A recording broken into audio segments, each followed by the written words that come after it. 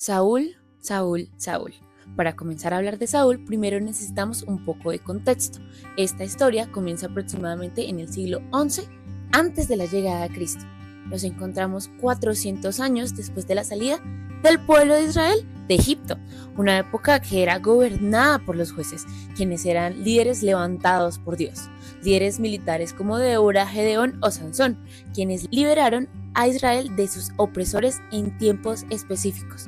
No gobernaban sobre todo Israel unificado, sino por tribus.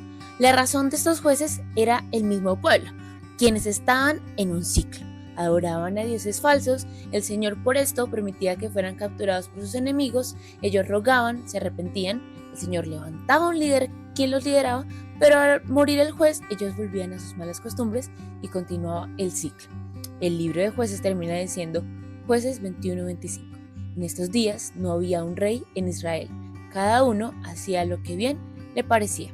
Dato curioso, el libro de Samuel no estaba dividido, fue dividido al traducirse al griego. Comienza con la historia de una mujer llamada Ana, quien se lamentaba porque no había podido tener hijos, a diferencia de la otra mujer de su esposo. Por gracia de Dios tiene un hijo llamado Samuel, quien fue totalmente consagrado, nazareo como Sansón desde que nació, cuando normalmente un levita se dedicaba a Jehová desde los 30 a los 50 años. Ella entregó lo que ya le pertenecía a Dios, pero de una manera más grande. En su poema, alabando y dando gracias a Dios por su hijo Samuel, habla sobre el rey venidero, que no sería ni Saúl ni David, sería Jesús. También menciona que Dios se opone al orgulloso, exalta al humilde y que a pesar de la maldad humana, Dios sigue orando. Un tema muy importante que se trata en la historia de Saúl, pero también en la de David. Samuel fue el último de los jueces, antes de que la monarquía fuera instaurada en Israel. En esa época, Israel estaba en guerra con los filisteos. La escena era esta. Los israelitas acababan de perder una batalla. Decidieron que iban a obligar a Dios a ayudarles a ganar, llevando el arca de Dios al lugar del conflicto. Esta fue la primera vez que esto ocurrió. El arca no debía salir del tabernáculo. Por su orgullo, el arca fue capturada, porque confiaron en el arca de Dios, mas no en el Dios del arca. Fue tomada cautivo por los filisteos, quien derrota por sí mismo a los filisteos y a su dios Dagón por medio de plagas y rompiendo incluso su estatua, quienes aún viendo la gloria y poder de Dios no se sometieron, sino que no deseaban más el arca y fue devuelta a Israel. Porque Dios no es el trofeo de Israel, necesitan ser humildes y obedientes. Siguiendo con esto, el pueblo va donde Samuel, le piden un rey como las demás naciones, cuando así no debía ser. No somos llamados a parecernos a los otros. Samuel, bien reticente, va donde Dios, ora, porque eso es lo que debemos hacer, aunque no nos agrade lo que nos pidan o no nos agraden otros, y Dios le dice, dales un rey, porque hoy me han rechazado a mí. Y la cuestión ahí es, ¿Dios no fue un rey digno? Un rey que demostró su habilidad para dirigir la nación, pero aún así lo rechazaron. Y él cumplió la petición, no porque fuera una buena petición o correcta, sino que por medio de esto iba a enseñar a Israel. Ellos querían un rey, una imagen de un rey. En 1 Samuel 8:20 dice, y nosotros también seremos como todas las naciones, y nuestro rey nos gobernará y saldrá delante de nosotros y hará nuestras guerras. Y decían todo esto como si Dios no acabara de ganar una batalla para ellos. Dios escoge a Saúl, un joven hermoso y bello, de una familia rica, influente y prestigiosa. Se destacaba por su belleza, ya que no había otro más hermoso que él. Era alto, mucho más alto que todos. Su nombre significaba pedido a Dios. Lo que no nos menciona es su relación con Dios. Menciona su apariencia y que definitivamente era la de un rey, pero no funcionaba, porque si ser rey fuera a ser solo de apariencias y de verse guapo y de verse alto y de verse imponente, Saúl era el hombre perfecto. Pero como no era así, Saúl se convirtió en un rey imperfecto para una Israel imperfecta.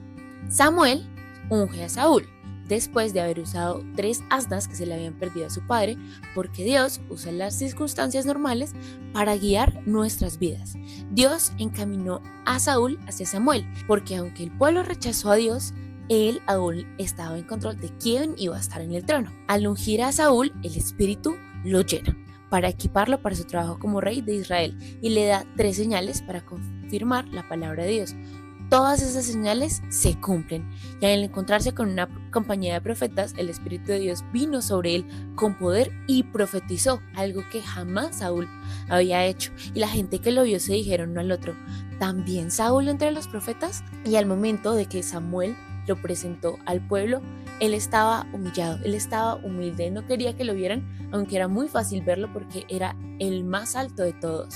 El pueblo, al ver esto, dijo: que viva el rey, porque al ver al Saúl veían al personaje perfecto, alguien que se viera bien a los ojos de otras naciones. Después de que lo proclamaron como rey, volvió a su casa, porque en ese momento no existía ningún palacio. Regresó con los líderes militares y dudaron de él, lo tuvieron en poco, y en ese momento Saúl no se dejó mover su corazón. Él hizo oídos sordos a lo que estaban escuchando y empezó su reinado con fuerza. El Espíritu de Dios estaba con él, y cuando los amonitas atacaron la ciudad de Jabes de Galaad, Saúl se llenó del Espíritu y dirigió al pueblo hacia una gran victoria. Fue valiente, humilde y agradecido. Cuando algunos quisieron matar a los que no creían en él, Saúl no lo permitió. Dijo: nadie morirá hoy, porque Jehová ha traído salvación a Israel. En ese momento Saúl brilló, porque entendió que la victoria venía de Dios y no de su propio poder. Pero con el tiempo algo comenzó a cambiar. Samuel advirtió al pueblo y al rey que si obedecían, Dios los bendeciría, pero si desobedecían, la mano del Señor estaría contra ellos. Y Saúl comenzó a confiar más en sí mismo que en Dios. Y es que los filisteos eran una amenaza constante. Ellos atacaban mucho a Israel porque ellos estaban debajo del dedo de los filisteos. En una ocasión, el ejército de Israel estaba escondido en unas cuevas. Samuel le había dicho a Saúl que esperara 7 días para ofrecer sacrificio antes de ir a la guerra, y el pueblo comenzó a impacientarse, temiendo perder la moral del ejército, y incluso ya la había perdido porque había llegado con 3,000 hombres, pero al 7º día ya tenía como 600. Él decidió ofrecer el sacrificio él mismo, algo que solo el profeta podía hacer. Y justo cuando terminó, Samuel llegó 1 hora después. Samuel lo miró con tristeza y le dijo: locamente has hecho, tu reino no será duradero. Jehová se ha buscado un hombre conforme a su corazón. Y esto fue 20 años antes de que David estuviera en el reino. Realmente Dios tenía planes mucho más antes. Aunque la maldad estuviera pasando, Dios seguía obrando. Y esta fue la primera grieta en el reinado de Saúl. Fue la desobediencia que nació del miedo, de no confiar en Dios y en sus tiempos. Tiempo después, Dios le ordenó destruir por completo a los amalecitas, enemigos antiguos de Israel, quienes fueron ese primer pueblo que se interpuso en el camino de los israelitas cuando salían de Egipto hace 400 años. Y esa promesa que les había dicho que ellos iban a ser destruidos se volvió realidad aquí con Saúl. Pero Saúl decidió guardar lo mejor del botín: las ovejas, las vacas y al rey Agag con vida, aunque le habían dicho que debía matarlos a todos. Cuando Samuel lo confrontó, Saúl trató de justificarse, pero fue para ofrecer sacrificios al Señor. Es que él no quería admitir su propio error, él no quería admitir que él fue el que cometió el pecado, sino que también se disculpaba y se excusaba con los otros en vez de asumir lo que él mal había hecho. Y Samuel le respondió: ¿se complace Jehová tanto en sacrificios como en que se obedezca su palabra? La obediencia vale más que el sacrificio. Y ahí Dios rechazó a Saúl como rey. Desde ese día el Espíritu de Dios se apartó de él y un espíritu malo comenzó a atormentarlo. El hombre que había sido ungido ahora vivía vacío por dentro. Dios había revelado a Samuel que uno de los hijos de Isaí sería ese hombre conforme a su corazón, y después lo manda a llamar al que no lo habían llamado, al que no habían pensado, el que tenían por poco, y lo unge. Pero no le dice nada a nadie. Samuel se va y no pasa nada. Y David se queda. Pero como estaba este espíritu que estaba atormentando a Saúl le recomiendan que busque a alguien que le toque música, que le toque alabanzas, que le toque adoración para poder ahuyentar ese espíritu malo. Listo, llamémoslo. Y cada vez que Saúl era atormentado, David tocaba y su espíritu se calmaba. Él iba y volvía a apacentar sus ovejas. Pero llegó Goliat. ¡Saúl! ¡Primer rey de Israel! ¡Sí! ¡Viva el rey!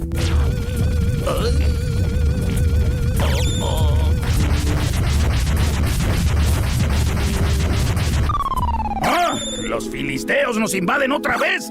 ¡Todo el tiempo los filisteos! ¡Filisteos, filisteos, filisteos, filisteos! ¡Estoy harto de los filisteos! ¿Los filisteos? ¿Qué quieren? Estamos en guerra con ellos. Son nuestro principal enemigo, Siesta. Son feroces. ¡David! ¡Pastor! ¡Ayúdame! Sí, mi rey. Soy su servidor. ¿Qué debo hacer? ¡Pelear! ¿Qué vamos a hacer? Vamos a pelear contra los filisteos y vamos a ganar la guerra. Quiero que toques el arpa para mí. ¡Sí! ¡Vamos a tocar el arpa!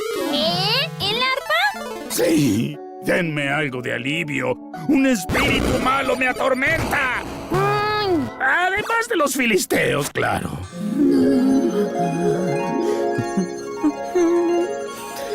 Uy,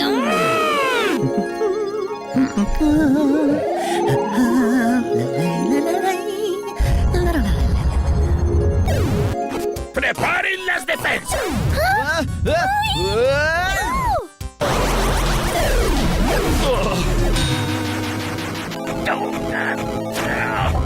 ¿Ahora? ¿Sí vamos nosotros? ¿Pero qué hacen aquí? ¡Uy, queremos pelear! En realidad, vine a traer provisiones a mis hermanos, mi rey. Provisiones para mis hermanos hemos venido a traer. Provisiones dulces.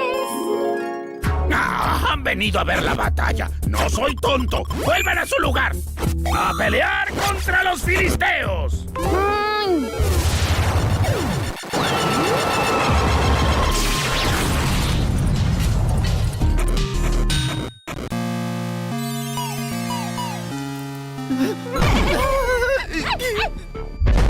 ¡Oh, oh!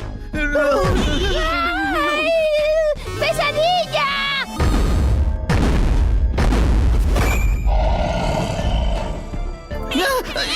¡Ovejita mía! ¿Para qué salen a dar batalla, siervos de Saúl, si huyen con miedo?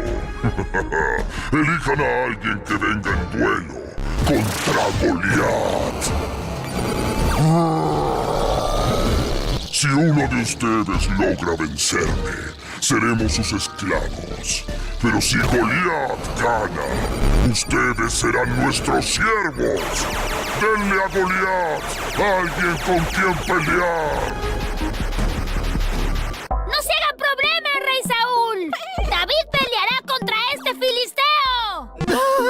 ¡Vamos, David! ¡Es nuestra oportunidad!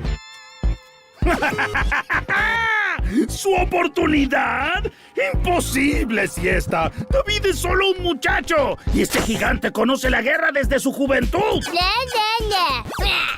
¡Un momento!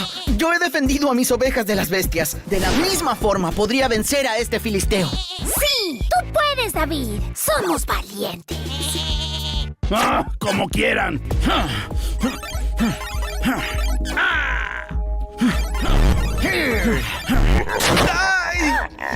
¿Soy acaso un perro para que vengas a mí con un palo? ¡Te mataré!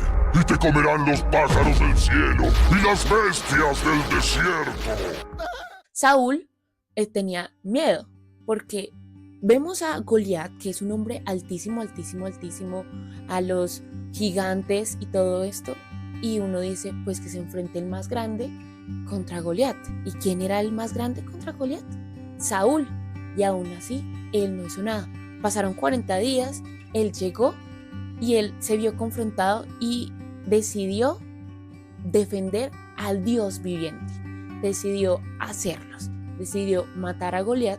Y aunque Saúl le dijo, listo, bueno, yo te tengo en poco, que tú eres joven y que tú estás muy pequeño y que realmente ese Goliat tiene más experiencia que tú, igual te voy a dar mi armadura, porque es el primer hombre que decide enfrentarse a Goliat. Le da su armadura, David se la pone y dice, realmente yo no me puedo poner esto porque no he andado con esto. Saúl confiaba muchísimo más en lo terrenal, en la espada, en lo que él tenía, que en la fuerza de Dios. Algo que David sí confiaba. Y luego de que David venciera a Goliat, y aunque David fue totalmente soy tu siervo, la gente cantaba: Saúl mató a sus miles y David a sus 10,000.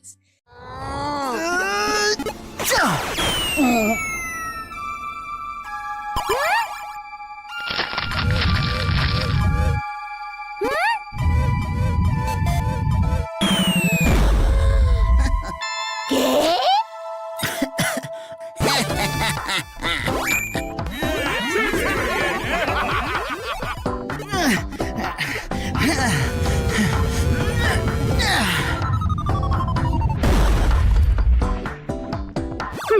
¡Qué barbaridad! ¡Mira, sí está!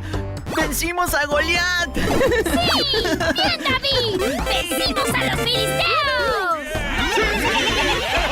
¡Eh! ¡Vencí a los filisteos!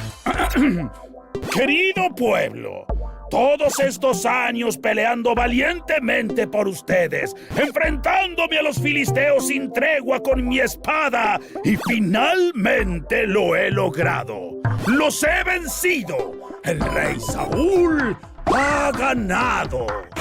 ¡Saúl mató a miles! ¡Sí! ¡Saúl mató a miles! ¡Saúl mató a miles! ¡David mató a 10,000! ¿David mató a 10,000? ¡Saúl mató a miles! ¡David mató a 10,000! ¡Oigan! ¡Yo he matado a muchos más! No los he contado, pero sin duda han sido muchos más que... ¡Saúl mató a miles! ¡David mató a 10,000! ¡Sí! ¡Saúl mató a miles! ¡Hey! ¡Esperen! ¡Yo soy su rey! ¡Hey! ¡Viva el rey Saúl! ¿Recuerdan? Saúl mató a miles de millones. No quieren más que a mí. Solo falta que le pongan mi coro. Pero Saúl se llenó de celos, porque a él le importaba muchísimo más las apariencias, le importaban muchísimo más lo que decían otros de lo que decía Dios sobre él. Y él, claro, la gente está diciendo, Saúl mató a miles y David a sus 10,000, ahora yo soy poco. Y desde ese día, Saúl miró a David con sospecha, con odio y con miedo. Y intentó matarlo más de una vez. En una de las ocasiones que David estaba tocando, le arrojó una lanza y la persiguió su vida por montes, cuevas y desiertos. Ahora confiaba en sí mismo, porque ahora él consideraba a los enemigos de Israel como sus enemigos y no como los enemigos de Dios, y él no tomaba fuerza de Dios. El rey de Saúl era Saúl, mientras que el rey de David era Dios. A medida que pasaban los años, Saúl se fue alejando cada vez más de Dios. Llegó incluso a matar a unos sacerdotes de Nob solo por sospechar que ayudaban a David, y ellos pagaron el precio. Y es que Saúl estaba lleno del temor, era instrumento del miedo. E incluso en un momento, cuando mató a los sacerdotes, él no le dolió, él los mató. Pero por ejemplo con los amalecitas sí lo hizo, sí decidió apartar la parte buena, porque su ira se había inclinado contra mismo el Jehová. Y como no podía llegar al Señor, decidió por lo tanto descargar su ira sobre los sacerdotes. Fue de los peores actos en la vida de Saúl. Su malicia fue implacable y su ira fue cruel. La gente no lleva sus preocupaciones a Saúl, sino las llevan a David, porque ellos pueden identificar que realmente ya David iba a ser el sucesor de Saúl. Y después de que Saúl lo persiguiera, lo intentara matar, incluso él siendo humilde y dando la autoridad y la mayordomía sobre la vida de Saúl sobre Dios, en una ocasión con 600 hombres se lo encontraron en una cueva que se estaban escondiendo porque Saúl los estaba persiguiendo. Y dio la casualidad que en esa cueva que se estaban escondiendo, Saúl fue a hacer sus necesidades. Toda la gente fue como, este es el momento perfecto, debemos matar a Saúl.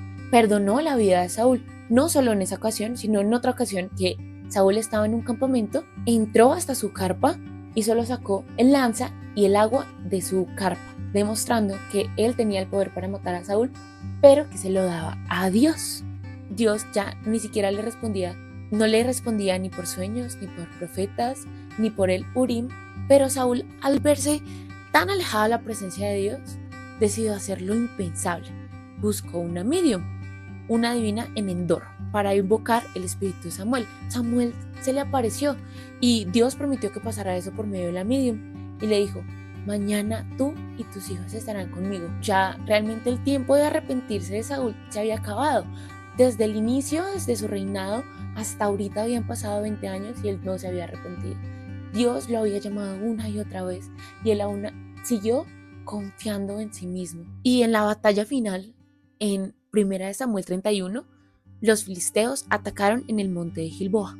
Sus hijos, 3 hijos, murieron en batalla y él fue herido por arqueros enemigos. Después de que se murieron sus hijos, después de que fuera atacado Saúl, él temiendo ser capturado y humillado, Saúl pidió: mátame, le dijo a su escudero. Y él dijo: no puedo, Señor. Y hizo lo impensable, tomó su propia espada y cayó sobre ella. Y su escudero, al verlo, hizo lo mismo. Y así murió el primer rey de Israel. Un hombre que comenzó ungido, que comenzó con el Espíritu de Dios, pero terminó vacío porque se llenó de sí mismo. Su cuerpo fue colgado por los filisteos en el muro de Bet-san, pero los hombres valientes de Jabet-Galad, los mismos que él había salvado al inicio de su reinado, viajaron de noche, tomaron su cuerpo y le dieron sepultura. Fue el último acto de honor hacia un hombre que alguna vez había sido grande.